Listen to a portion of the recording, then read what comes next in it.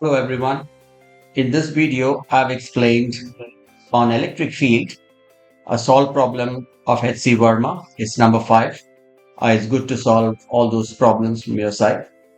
And here it says that there is a charge Q which we have to divide in two parts in such a way that the force of attraction or repulsion between the charges is maximized irrespective of the distance of separation d. So let's see how to solve this. Here is my robot setting up this experiment. He has taken two spheres. Both are positively charged and they're fixed on insulating cones. We take the total charge as Q total, which we are dividing into two unknown parts, Q1 and Q2. Obviously, Q2 is Q total minus Q1.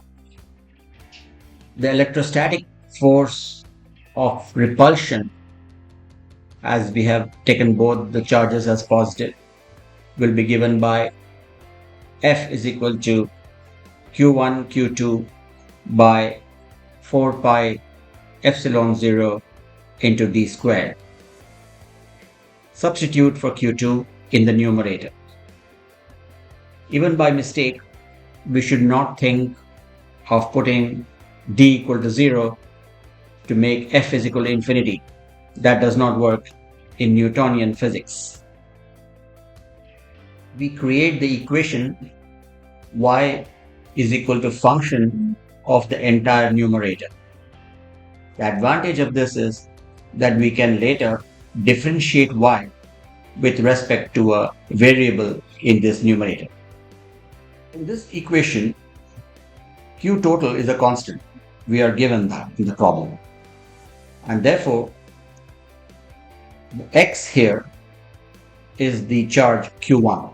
We can differentiate y with respect to x and rewrite the equation as y is equal to cx minus x squared because c is a constant. If we take an online graphing calculator and just put c is equal to 10, we will get the graph that I have shown you here. And this graph gives you an idea of what the equation really looks like when it is plotted. We are interested in finding the maximum value of force, that is y here, and that's the red dot at the top of the graph.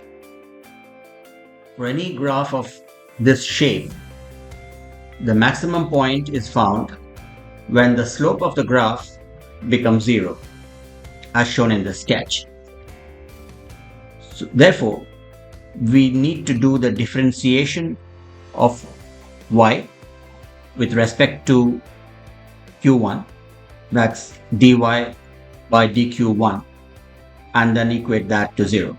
We do the differentiation and find that dy by dq1 is q total, which is constant, minus 2q1.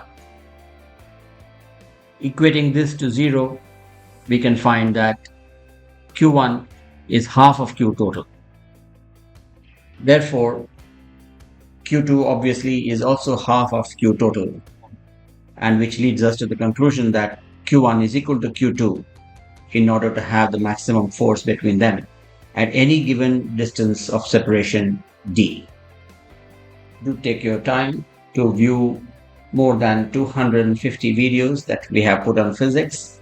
Subscribe to our channel and put a like if this was useful to you. Have a great day.